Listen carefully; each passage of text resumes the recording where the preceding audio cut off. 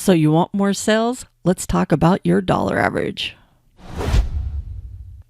Hey, badass business owner. So you're looking to get more sales? Well, of course you do. We always want more sales. Well, there's 3 buckets of sales. We've talked about 2 of them already. Increasing your customer count, increasing your customer frequency, and in this video, we're going to talk about increasing your dollar average. Now, don't forget, just like before, we're going to go over 8 great ideas. So grab a pen and a piece of paper and jot down ideas as they come to you. So with that, let's dive in. First off, let's go with the obvious. Raise your prices. Make sure you're charging fair value. It provides the quickest boost to your sales by increasing those prices. But here's the catch. It may not be the best option, and we're going to talk about that a little bit.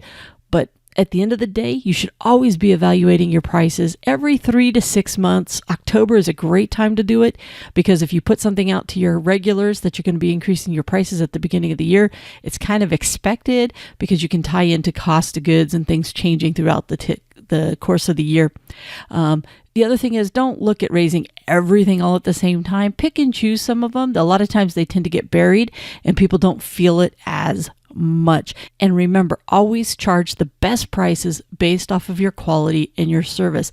And I want to go back. The reason that just raising your prices isn't always the best idea, because sometimes you might already be at that top. So we're going to go over 7 more ideas of how you can raise and boost that dollar average. The first one is register areas. I want you to think Walmart, grocery stores. You ever been through the checkout?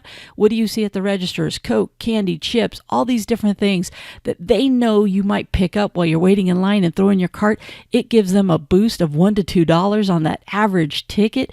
And guess what? A lot of those items are very high margin and they make some good money. So start asking yourself, what kind of tchotchkes can you put at your register area? And if you're not actually a brick and mortar, no problem. You have other types of impulse items that you can sell, in which case you're going to be looking at some add-on items. This is a very powerful thing that anybody can do, whether they're brick and mortar or their mobile business. You go into people's homes. These are easy items that you could add on to the sell that are no-brainer related items. One of the items, for example, I talk about all the time is when someone buys a garbage disposal, an easy add-on item was always the plumber's putty. They needed it to do the job together. So start thinking of some things. If you do carpet cleaning, can you have an add-on item where it's carpet cleaner that you can kind of sell them, or you can get them set up on a monthly basis or something like that. So start thinking of some add-on items. I promise you, if you do the math, and I'm going to have to break this down in a future video, but if you do the math on an add-on item, you can add thousands of dollars of revenue every single year to your business. So keep an eye out. We'll do a video on that someday. Very powerful one. Upsells. Would you like fries with that? Is there a way that you can have a good, better, best type of options? And are you always going straight for the lowest option for people? The reality is you should go right for the middle and then let them either talk you down or you be able to talk them up to the next level. Stop coming in at the cheapest thing. You need to have good, better, best, and always start at that better option. Remember, it's all about the value. What are you giving them? What are you going to help solve that pain point for them?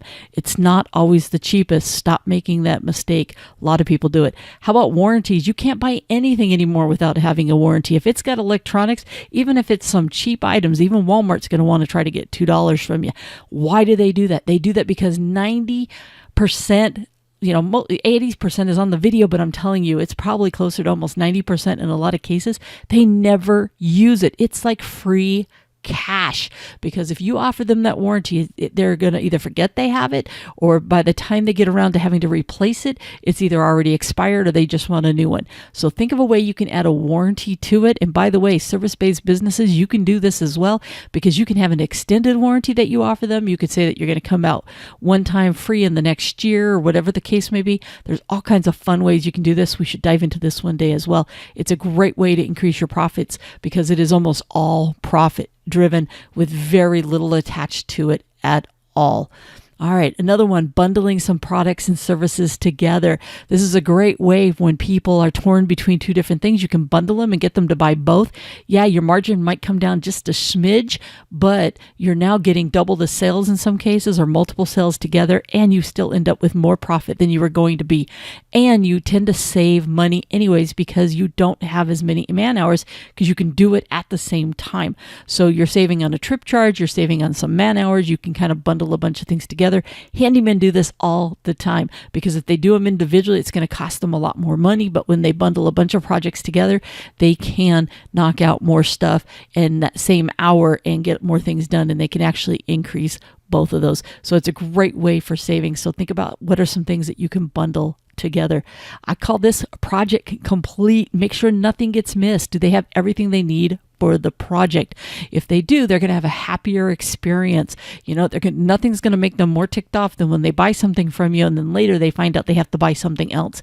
So it's really important that you don't forget anything, and they're going to feel better about it if they know why they need something and explained why. I'm not trying to say don't do any kind of trickery at all. Just make sure they know everything they need for that project, because a lot of sales are missed because people don't sell them everything they need for the project that they're working on. Another one you want to look at is your mix. You need to change it out. Sometimes you're selling the lowest item stuff. Maybe you need to be selling something different. Is there something in your community that they're asking for that you can easily pick up and do? Once again, good, better, best. Can't say that one enough. Now, I'm not saying go out and be everything to everybody. We talked about that in one of the other videos, but you need to make sure you're not mixing something, and also get rid of some crap. Hey, if you've got things that you're offering that you shouldn't be offering, no one's buying, get rid of them and put something else in there that would work better, and it's going to get you more sales. Once again, we just covered a bunch of different things about increasing your dollar average. Remember, get creative, find new ways to add money to that cart, and so that they spend more. Expand the value of what it is that you offer, giving them more options. Trust me, as long as they feel like they're getting a good value and they're getting great service along with it, they'll be glad to spend more money. Remember, pricing isn't always the answer.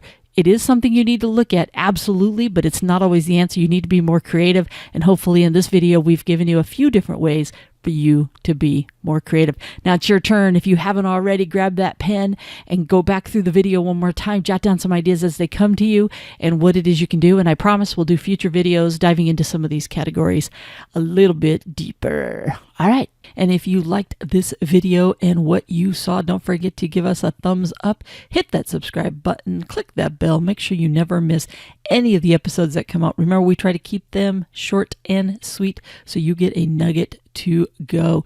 And if you love listening and learning on the run, don't forget to download the Badass Business Owner podcast onto your phone using your favorite podcast app. We also are located, all the shows are here on YouTube as well. Now get out there and be the badass that I know you are.